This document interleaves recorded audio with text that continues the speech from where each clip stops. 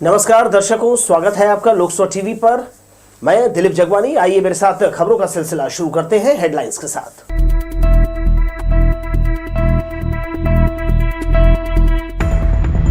कुलपतियों के 2 दिवसीय सम्मेलन में शामिल हुए राज्यपाल, कहा इस वक्त देश सशक्त हाथों में। सिम्स के प्राइवेट प्रैक्टिशनर डॉक्टरों को प्रबंधन का नोटिस, बदले में इस्तीफा देकर चिकित्सक लगा रहे प्रताड़ना का आरोप।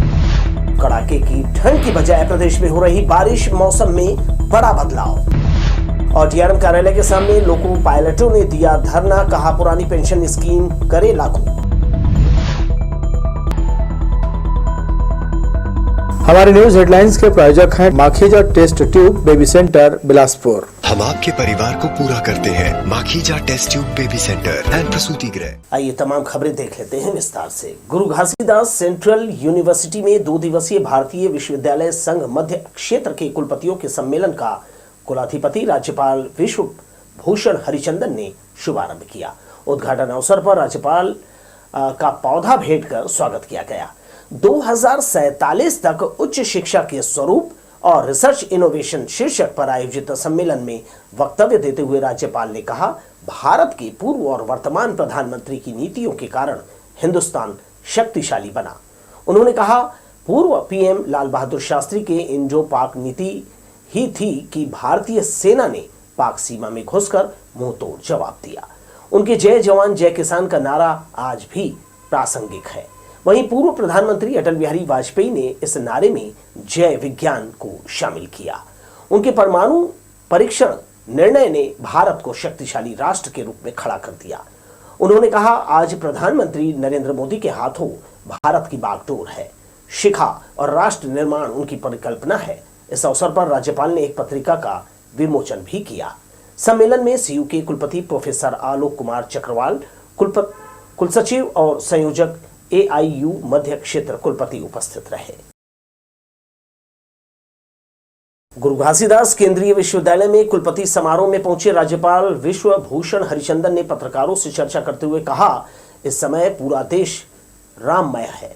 अयोध्या में प्राण प्रतिष्ठा को लेकर कांग्रेस के विरोध प्रदर्शन पर कहा, राम सबके हैं, इसे लेकर किसी को भी विरोध नहीं करना चाहिए। ये कोई राजनीतिक मुद्दा नहीं है, बल्कि भगवान श्री राम जन जन के हृदय में बसे हैं। महामहिम ने स्वच्छ भारत अभियान की सराहना करते हुए कहा, स्वच्छता ही देश की पहचान है, इसमें सभी को सहभागी होना चाहिए। As you know that so many universities has come and discussed about the new education policy. What should the role of the students who will go out of the universities? As I have said that you are all running these man-made factories, means the universities, and the students produced from these universities will be the future builder of the nation. नई दुनिया के श्री रामोत्सव में शामिल वक्ताओं ने कहा, विविध आयाम स्थापित करने वाले मर्यादा पुरुषोत्तम भगवान श्री राम के बगैर राष्ट्र की कल्पना नहीं की जा सकती। 5 सदियों बाद रामलला को उनके जन्म स्थान में प्राण प्रतिष्ठित करने का शुभ अवसर आया है। कार्यक्रम में सभी क्षेत्रों से लोग शामिल हुए। जागरण समूह का नई दुनिया पूरे देश में राम उत्सव मना रहा है। इस कार्यक्रम के माध्यम से प्रभु श्री राम के अयोध्या में प्राण प्रतिष्ठा का उल्लास और 5 सदियों के घटनाक्रम का परिदृश्य साझा कर रहा है। बिलासपुर के लखीराम ऑडिटोरियम में कार्यक्रम का आरंभ कर नई दुनिया के संपादक सदगुरु शरण अवस्थी ने कहा, प्रभु श्री राम को उनकी जन्मभूमि में जटिल परिस्थितियों में रखा गया था। भारी सुरक्षा के बीच भक्तों से उनकी दूरी हमारे पूर्वजों और आज की पीढ़ी के लिए बड़ा ही कष्ट था, क्योंकि राम के बिना राष्ट्र की कल्पना नहीं की जा सकती। वे राष्ट्र के कण कण में बसे हैं। सनातन धर्म के विरोधियों ने राम और उनके भक्तों को लगातार अपमानित करने का काम किया, लेकिन आखिरकार जीत सत्य की हुई। हमारे लिए और हमारे पूर्वजों के लिए पिछले 500 वर्ष कितने यातनापूर्ण थे। राम के बिना इस राष्ट्र की कल्पना नहीं की जा सकती। राम ही हमारे राष्ट्र है और इस राष्ट्र के कण कण में राम विद्यमान है। आक्रांताओं लुटेरों को भी पता थी इस देश के लोगों को यदि प्रताड़ना देनी है, उनका अपमान करना है, तो राम का अपमान करो। कार्यक्रम में जिले के विधायक और गणमान्य जन शामिल हुए। बिल्हा विधायक धर्मलाल कौशिक ने 1992 में कार सेवा का संस्मरण साझा करते हुए बताया, लाखों की भीड़ में वे भी श्री राम को बंधन मुक्त करने गए थे, लेकिन रास्ते में गिरफ्तार कर जेल भेज दिया। आज जब भगवान को उनके घर पर सुशोभित किया जा रहा है तो मन प्रफुल्लित है। सेतु में एक ईंट का योगदान महसूस हो रहा है।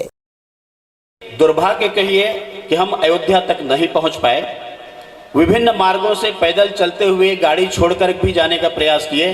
अंत में जौनपुर जेल ले जाया गया और लगभग 9 दिन तक हम लोग जौनपुर जेल में बंद रहे। और जिस माहौल में वहां पर जो घटना घटी, किंतु आज हम लोग का सौभाग्य है कि ये कहते हैं ना कि जब सेतु का बंधन हुआ और सेतु के बंधन में एक गिलहरी की भी भूमिका रही है, तो अपने आप को संतोष मिलता है कि कहीं न कहीं राम काज में कहीं न कुछ जुड़ जाने का, शीला पूजन करने का, कुछ न कुछ करने का जिनको भी अवसर मिला है, आज उनका भी जीवन धन्य हो जाएगा।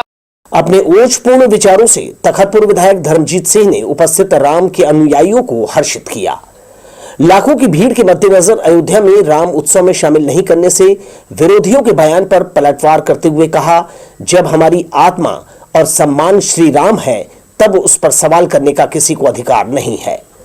राम जन्मभूमि में उनकी प्राण प्रतिष्ठा हो रही है। यह राष्ट्र और समूचे विश्व के लिए बड़े सौभाग्य का अवसर है, इसलिए सभी को उत्सव मनाया जाना चाहिए। हमारे देश का नहीं बल्कि दुनिया का सौभाग्य है कि रामलला एक बार फिर से आ रहे हैं। वहां पर श्रीमद् भागवत जहां मौत का डर दिल से दूर करता है, वहीं श्री रामचरितमानस हमको जीने का रास्ता दिखाता है, हमको जीने का सहारा देता है। तो राम जीते जी हम लोग राम कहते हैं और मरने के समय में भी राम ही कहना पड़ता है। जिसको और कुछ कहना हो राम के अलावे, वो जरूर विरोध कर सकते हैं। महापौर रामशरण यादव, कोटा विधायक अटल श्रीवास्तव, महंत राम सुंदर दास ने भी कार्यक्रम में शिरकत कर विचारों में राम का गुणगान किया। नई दुनिया के स्थानीय संपादक सुनील गुप्ता और समाचार पत्र से जुड़े सदस्यों ने अतिथियों का स्वागत कर उनका आभार जताया। सभी राम भक्तों को गले में चुनरी पहनाकर नई दुनिया परिवार ने रामोत्सव की बधाई दी। कैमरामैन राजा खान के साथ दिलीप जगवानी, लोकसो टीवी, बिलासपुर। सरकंडा के बंधुआपारा में गुरुवार को 7 दिवसीय राम कथा का कलश यात्रा से शुभारंभ हुआ। पारंपरिक परिधान में सजकर महिलाएं सतबहनिया मंदिर से कलश यात्रा में शामिल हुई। आयोजन समिति के सदस्यों ने बताया कि लगातार 3 वर्षों से यहां राम कथा का आयोजन किया जा रहा है, जिसे सुनने आसपास और दूर दराज से लोग बड़ी संख्या में यहां पहुंचते हैं। इस वर्ष अयोध्या से कथावाचिका द्वारा यहां राम कथा का वाचन किया जाएगा। 12 जनवरी को कलश यात्रा का शुभारंभ है। कल से कथा प्रारंभ होगी। कथावाचक अयोध्या से पधारे हैं राधिका किशोरी जी। हम सबको सौभाग्य की बात है कि इस अवसर पर रामलला का स्थापना भी हो रहा है अयोध्या में, उसको हमको शुभ कथा प्राप्त हुआ है। सभी मिलकर इस आयोजन को कर रहे हैं मोहल्लावासी के द्वारा। राम कथा का 3रा वर्ष है और संतोष ठाकुर के द्वारा यहाँ पे विशेष सहयोग रहती है। उनके द्वारा बजरंग चौक में 9 दिन का जो राम कथा होती है, आज का कलश यात्रा के साथ इसकी शुरुआत हो रही है और कल से इसका कथा प्रारंभ हो जाएगी। इलाज के लिए सिम्स आने वाले मरीज यहां की अव्यवस्था देखकर निजी अस्पताल चले जाते हैं। सिम्स की हालत सुधारने हाईकोर्ट ने जिला प्रशासन और प्रबंधन को कड़े निर्देश दिए थे। इसका असर यह देखने को मिल रहा है कि अब डॉक्टर सिम्स की नौकरी छोड़कर जाने लगे हैं। हाईकोर्ट और जिला प्रशासन से सिम्स को व्यवस्थित करने का अभियान क्या चला, डॉक्टरों ने सिम्स छोड़ना शुरू कर दिया है। सरकारी नौकरी करते हुए प्राइवेट प्रैक्टिस करने वाले डॉक्टरों को चिन्हित कर सिम्स प्रबंधन उन्हें लगातार नोटिस दे रहा है। सिम्स की व्यवस्था में कसावट लाने की मुहिम से 2 जगह काम करने वाले डॉक्टरों में हड़कंप मच गया है। हालांकि डॉक्टरों का कहना है कि वे निर्धारित समय तक अपना काम कर रहे हैं, उसके बाद भी उन्हें प्रताड़ित किया जा रहा है। ऐसे में सिम्स की मान्यता खतरे में पड़ सकती है। 10 साल से मैं यहाँ पे हूँ और परमानेंट पोस्ट पे नहीं हूँ, मैं कॉन्ट्रैक्चुअल पोस्ट पे हूँ और मैं प्राइवेट प्रैक्टिस करता हूँ। लेकिन ड्यूटी आवर में नहीं है। मैंने अपना एनपीए भी सरेंडर कर रखा है। मैं एनपीए नहीं लेता हूँ, जो नॉन प्रैक्टिस अलाउंस होती है। और जो ड्यूटी आवर यहाँ 9 से 5 होता है, उसके बाद मैं अपने क्लिनिक में, हॉस्पिटल में जो भी काम होता है पेशेंट को देखने का, वो मैं करता हूँ। बट उसके बाद भी निरंतर जो है वो नोटिस पे नोटिस जारी हो रहे हैं और एक तरह से जैसे मुजरिम की तरह व्यवहार किया जा रहा है कि आप कुछ गलत कर रहे हो। बीते कुछ समय से हाईकोर्ट सिम्स की व्यवस्था को लेकर काफी नाराज चल रहा है। यही वजह है कि बड़े अधिकारियों को बुलाकर उन्हें सिम्स की व्यवस्था में सुधार लाने के निर्देश दिए जा रहे हैं। इसी क्रम में जिला प्रशासन और सिम्स प्रबंधन ने कड़ाई क्या बरती, डॉक्टरों ने सिम्स छोड़ना शुरू कर दिया है। सिम्स के डीन का कहना है कि नियम विरुद्ध काम करने वालों को ही नोटिस दिया जा रहा है। सरकार के नियमानुसार उनको सैलरी देते हैं। अगर सरकार के नियमानुसार सैलरी देने के बावजूद वो सरकारी नियम को नज़रअंदाज करके काम करेंगे तो वो नियम के विरुद्ध होगा ना। तो उसके विरुद्ध हमको तो नोटिस देना जरूरी है, क्योंकि शासन ने हमको इस पद पे बिठाया है तो वो उनको मॉनिटरिंग करने के लिए बिठाया है कि भाई वो काम कर रहा है, सही समय पे सही समय में आता है, सही समय में जाता है, यहाँ से पेशेंट ट्रांसफ़र तो नहीं करता है। ये सब हमारा देखने की जिम्मेदारी है, प्रबंधन का यही काम होता है। देर से ही सही मगर कार्रवाई तो शुरू हुई है। अब देखना होगा कि डॉक्टरों के सिम्स छोड़ने से यहाँ की व्यवस्था सुधरती है या फिर मरीजों को और ज्यादा संकट का सामना करना पड़ेगा। लोकसभा टीवी के लिए कैमरामैन जयेंद्र गोले के साथ इरशाद अली, बिलासपुर। एक तरफ बारिश और दूसरी तरफ टैंकर से लोगों को जल आपूर्ति, ये नजारा गुरुवार सुबह कुदूदन में देखा गया। दरअसल पाइपलाइन समय पर नहीं जुड़ पाने के कारण वार्ड में यह समस्या उत्पन्न हुई है। वार्ड में पानी टैंकरों के जरिए जल की आपूर्ति किया जाना अक्सर गर्मी के मौसम में देखा जाता है, मगर ठंड के सीजन में जहां एक तरफ बारिश हो रही है वहीं दूसरी तरफ टैंकरों के जरिए वार्डों में पानी सप्लाई किया जा रहा है। दरअसल यह स्थिति इसलिए बनी कि अमृत मिशन की पाइपलाइन को कुदूदन पंप हाउस में कनेक्ट किया जा रहा था। लगातार चल रहे काम में बारिश बाधा बनी, जिसके कारण पाइप कनेक्ट नहीं हो पाया और पानी सप्लाई ठप हो गई। यही कारण है कि गुरुवार की सुबह कुदूदन सहित आसपास के क्षेत्रों में टैंकरों के जरिए पानी का वितरण किया गया। टैंकर से आए पानी से लोगों ने अपनी दिनचर्या पूरी की। अमृत मिशन का पाइप जोड़ना था, उसके लिए कल 10 बजे से लाइट वो पंप को जोड़ा जा रहा था और रात को 3 बजे तक का काम भी चला। आज यदि पानी नहीं गिरता तो सवेरे लोगों को पानी मिल जाता। फिर भी विभाग के द्वारा, हमारे द्वारा प्रयास करके वार्ड के लोगों को यहाँ जगह जगह हम लोग टैंकर का उपयोग करके लोगों को पानी सप्लाई कर रहे हैं। पानी के लिए बिना तो कुछ काम ही नहीं होता। अब कल से परेशानी बताए बाद में है, लोग को पहले बता देते तो क्या जानकारी मिल जाती, पानी भर लेते, वो व्यवस्था ही नहीं हो पाई। ये टैंकर आया आज, कल तो नहीं मिला था, आज मिल गया। हालांकि दोपहर बाद पाइपलाइन कनेक्ट हो गया और पंप हाउस से पानी वितरण का काम फिर से सुचारू रूप से शुरू कर दिया गया। लोकसभा टीवी के लिए कैमरामैन प्रदीप भोई के साथ इरशाद अली, बिलासपुर। बिलासपुर यातायात पुलिस सड़क सुरक्षा नियमों को लेकर अब और सख्त हो गई है। यही वजह है कि शहर के प्रमुख चौक चौराहों पर वाहनों की जांच की जा रही है। गौरतलब है कि शहर में लगातार वाहन जांच अभियान चलाया जा रहा है, लेकिन बेपरवाह लोग ट्रैफिक नियमों का पालन अब भी नहीं कर रहे। बुधवार को यातायात पुलिस ने शहर के चिन्हांकित जगहों पर गाड़ियों की चेकिंग की। जांच में कई 4 पहिया वाहन चालकों ने सीट बेल्ट नहीं लगाया था। इस पर चालानी कार्यवाही कर उन्हें समझाइश दी गई। इसके अलावा सड़क पर बिना हेलमेट के 2 पहिया वाहन चलाने, मॉडिफाइड साइलेंसर का उपयोग करने, ब्लैक फिल्म, 3 सवारी, आड़े तिरछे नंबर और ड्रिंक एंड ड्राइव के खिलाफ कार्यवाही की गई। छत्तीसगढ़ में मौसम का मिजाज फिर बदल गया है। बुधवार को दिन भर बादल छाए रहे। अगले दिन गुरुवार को प्रदेश के कई जगहों में रुक रुक कर बारिश होती रही। पानी बरसने के बाद तापमान में कमी आई है। सुबह देर तक धूप नहीं निकली, इससे लोगों ने ठंड का एहसास किया। ठंड के पूरे सीजन में इस बार मौसम का मिजाज बदलता रहा। बुधवार को बदली छाए रहने के बाद गुरुवार की सुबह बारिश हुई। इस बारिश ने वातावरण में ठिठुरन बढ़ा दी है। आने वाले कुछ दिनों तक मौसम का मिजाज ऐसे ही बने रहने की संभावना जताई जा रही है। उत्तर पूर्वी हवाओं से मौसम का ये हाल हुआ है। मौसम विभाग के अनुसार आने वाले 5 दिनों तक न्यूनतम तापमान और अधिकतम तापमान में कोई बदलाव की संभावना नहीं है। इसके साथ ही प्रदेश के 1-2 जगहों पर हल्की बारिश के साथ मध्यम बारिश होने की भी संभावना है। छत्तीसगढ़ के ग्रामीण क्षेत्रों के साथ साथ आउटर इलाकों में ठंड बढ़ी है। सुबह के समय घने कोहरे का साया रहता है। मौसम विभाग की माने तो 19 से 23 जनवरी के बीच अच्छी ठंडी पड़ सकती है। लोकसभा टीवी के लिए कैमरामैन जय साहू प्रदीप भोई के साथ भूपेंद्र सिंह राठौर की रिपोर्ट। उधर पूर्व तटीय रेलवे के वाल्टियर मंडल के सिंगापुर रायगढ़ सेक्शन में तीसरी लाइन कनेक्टिविटी का काम होगा। इस दौरान छत्तीसगढ़ से होकर चलने वाली 4 ट्रेनों को 18 से 28 जनवरी तक कैंसिल कर दिया है। वहीं कुछ गाड़ियां बदले हुए रूट से चलाई जाएगी और कुछ ट्रेनें घंटों देरी से चलेगी। रेलवे ने इससे यात्रियों को होने वाली असुविधा के लिए खेद जताया है। दरअसल रेल मंत्रालय और रेलवे बोर्ड की ओर से देश भर के सभी जोन में डेवलपमेंट का काम तेजी से चल रहा है।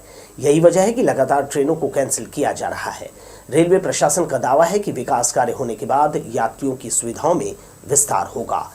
20 से 28 जनवरी तक रायपुर से रवाना होने वाली रायपुर विशाखापट्टनम पैसेंजर स्पेशल रद्द रहेगी।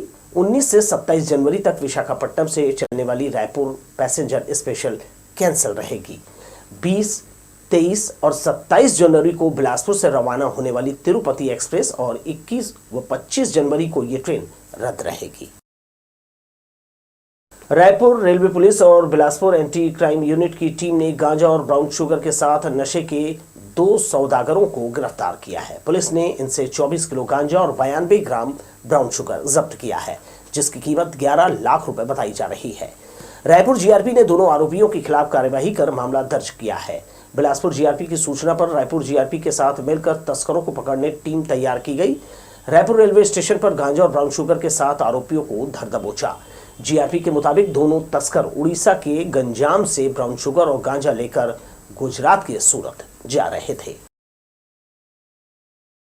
एक नजर फिर से हेडलाइंस पर।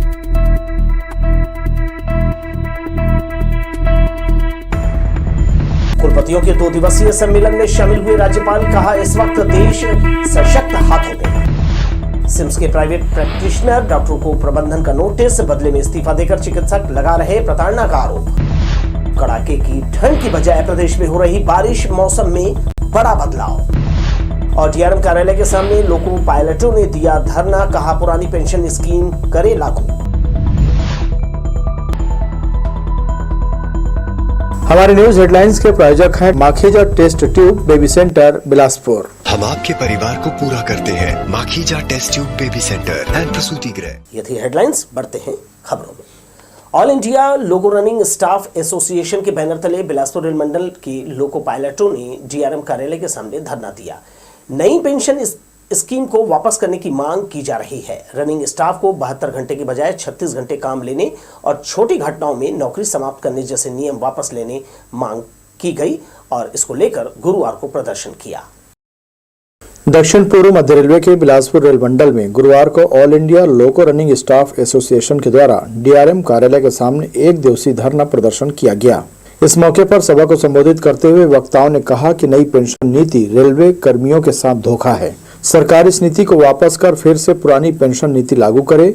अधिवक्ताओं ने कहा कि रेलवे के सुरक्षित परिचालन के लिए रनिंग स्टाफ के ड्यूटी घंटों को 14वीं लोकसभा के रेलवे संबंधी स्थायी समिति की रिपोर्ट, वाशिंगटन कन्वेंशन और जेनेवा कन्वेंशन के अनुसार 8 घंटे तक सीमित किया जाए।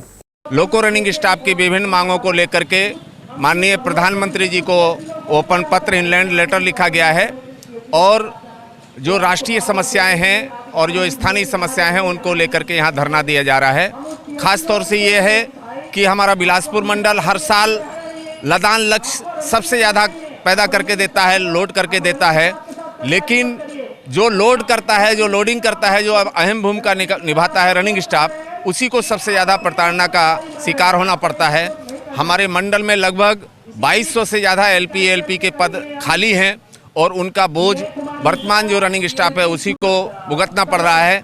पदाधिकारियों ने कहा कि मंडल के सभी लॉबी के लोको पायलट जो ड्यूल ट्रैक्शन काम नहीं कर रहे हैं, उन्हें नियमानुसार डीजल कन्वर्जन रिफ्रेशर कराकर काम करवाए जाए।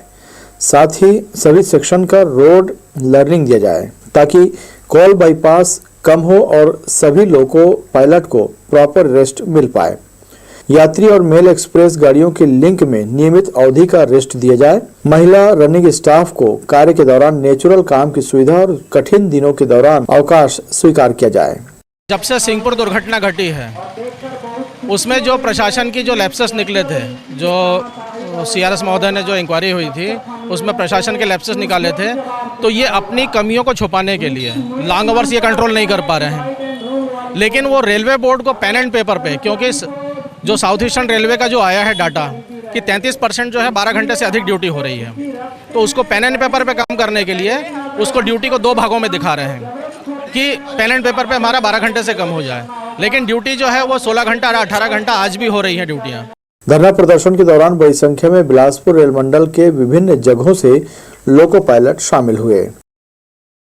लोकसभा टीवी के लिए कैमरामैन जय साहू के साथ भूपेंद्र सिंह राठौर की रिपोर्ट। निगम एरिया के अंतर्गत बहतराई में अवैध प्लाटिंग जारी है। बिना लेआउट डायवर्शन के प्लाट खरीदने वाले अनियमित विकास की परेशानी झेल रहे हैं। निगम समय समय पर इन पर कार्यवाही करता जरूर है, पर इसके बावजूद ये खुलेआम इस गोरख धंधे को अंजाम दे रहे हैं। कुछ दिनों पहले नगर निगम ने अवैध प्लाटिंग के खिलाफ चरणबद्ध तरीके से कार्रवाई करने का निर्णय लिया और बहतराई के वार्ड क्रमांक 49 में हो रहे अवैध प्लाटिंग पर बुलडोजर चलाया था। निगम की इस कार्रवाई से क्षेत्र में अवैध प्लाटिंग करने वालों में हड़कंप मच गया था। जिन जगहों पर निगम का जेसीबी चला वहां फिर से अवैध कारोबार फलने फूलने लगा है। बहतराई मुख्य मार्ग पर अवैध प्लाटिंग की भरमार है। माना जा रहा है कि नगर निगम के अधिकारी सिर्फ दिखावे के लिए कुछ जगहों पर कार्रवाई करते हैं। उनकी इस कार्रवाई में बड़े लोग शामिल नहीं होते हैं। साफ है कि निगम के अफसर अवैध प्लाटिंग से जुड़े लोगों के विरुद्ध कार्रवाई करने से परहेज करते हैं। मिलीभगत और रसूखदारों के दबाव के चलते ही ये सब हो रहा है। खेत में मुरुम की रोड बनाकर सस्ते में प्लॉट बेचने का खेल जमाने से क्यों चल रहा है? प्लॉट बेचने वाले पर्दे के पीछे होते हैं और दलालों को मोटी रकम मिल जाती है। नगर निगम द्वारा बीते दिनों जिन जगहों पर कार्रवाई की गई है वहां फिर से कार्य शुरू है। यहां नाली निर्माण का कार्य कराया जा रहा है। इसके जस्ट बगल में ही अवैध रूप से 7 एकड़ पर प्लाटिंग भी हो रही है, जिस पर निगम के अधिकारियों का ध्यान नहीं जा रहा है। ऐसे में आप समझ सकते हैं कि निगम के अधिकारियों की रसूखदारों के साथ कैसी जुगलबंदी है। लोकसभा टीवी के लिए कैमरामैन जय साहू के साथ भूपेंद्र सिंह राठौर की रिपोर्ट। भगवान श्री राम की मूर्तियों की मांग बढ़ने से इसमें कमी आई है। श्री रामलला का प्राण प्रतिष्ठा समारोह अयोध्या में 22 जनवरी को मनाया जाएगा। इससे उत्साहित होकर भक्तों ने मंदिरों और अपने घर पर स्थापित करने मूर्तियों की खरीदी की होड़ लग गई है। प्रतिमा की मांग महीने भर से काफ़ी बढ़ी है। शहर में भगवान की ग्रेनाइट और लाल पत्थर से बनी तरह तरह की मूर्तियां बेचने वाले कुछ ही दुकानदार हैं। उनके यहाँ श्री राम की 1 से 4 फीट ऊंची प्रतिमाओं का स्टॉक लगभग खत्म हो चुका है। जो बचा है वो लोगों ने पूर्व में ही बुकिंग करा लिया है। पूछ परख बढ़ने से दुकानदार ज़्यादा मात्रा में मूर्तियां मंगाने ऑर्डर दे चुके हैं। पत्थर से प्रतिमाएं जो आती हैं वो उत्तर प्रदेश, जबकि ग्रेनाइट और संगमरमर से तैयार मूर्तियां जबलपुर राजस्थान से मंगाया जाता है, जिसे आने में वक्त लगता है। भारतीय इतिहास में 22 जनवरी 2024 अंकित हो जाएगा। अब इसमें कुछ ही दिन बाकी बचे हैं। जो बड़ा सा उत्सव रामलला के प्राण प्रतिष्ठा का मनाया जाएगा, इसमें आप अपने घर पर रहकर भागीदार बनिए, दीप जलाइए खुशियों के और जय श्री राम का नारा लगाइए। इसके साथ ही मुझे दीजिए विदा और आप देखते रहिए लोकसभा टीवी। नमस्कार।